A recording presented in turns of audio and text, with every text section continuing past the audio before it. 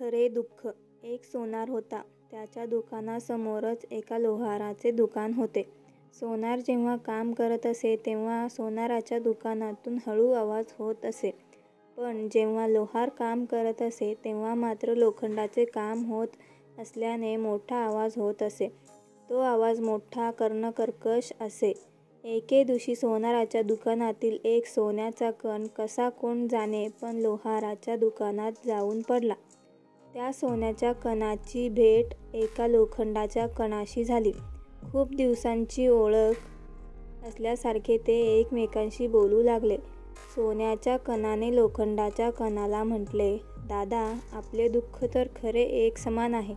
दोघांनाही आगीत तापवले जाते आणि हातोड्याने ठोकले जाते. मी तर बाबा चुपचाप हे सहन करतो, पण तुझे काय?"